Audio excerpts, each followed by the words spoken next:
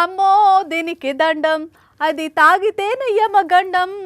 అమ్మో దీనికి దండం, దీనికి దండం, అది తాగితేనే యమగండం. అమ్మో దీనికి దండం.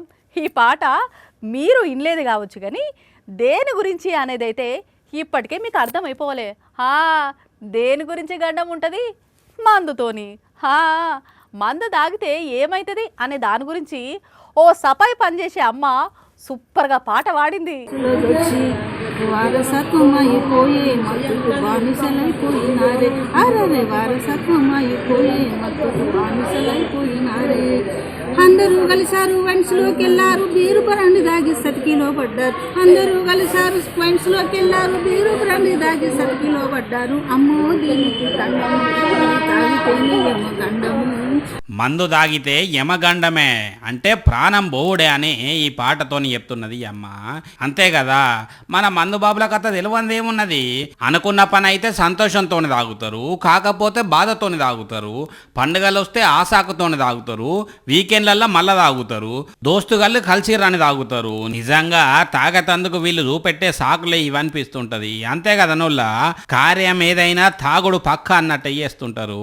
అందుకే దీని మీదనే బర్రబ్బర్గా పాట పాడింది అమ్మ. కంటిన్యూ అమ్మ, కంటిన్యూ, ఆపకు, పాడు పాడు. అందుకొచ్చిన్నాడు మందు, దండగైనాడు మందు, అలసిపోయినాడు మందు, ఏదో కలిసి వచ్చిన్నాడు మందు. సూపర్ అమ్మ. సరదాల కోసం అలవాటు పడతారు, అటంక వ్యసనంగా మార్చుకుంటారు, అప్పుడు అది విషంగా మారి నరాలకెక్కి పీక్క తిని నరకానికి వంపుతుందని తాగుబోతుల ఫ్యూచర్ను ఒక్క పాటతోని కళ్ళకు అద్దినట్టు ఉంచింది. సరదాగా మొదలైంది, సమైపోయింది, నారాలు గుంజి నరకానికి అందింది. అమ్మో దీనికి దండము, ఇది తాగితేనే యమగండము.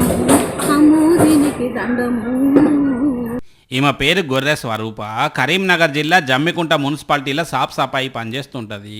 అయితే మందు తాగితే జరిగే అనర్థాల గురించి ఈమె స్వయంగా పాట రాసి పాడుతోనే వైరల్ అవుతున్నది.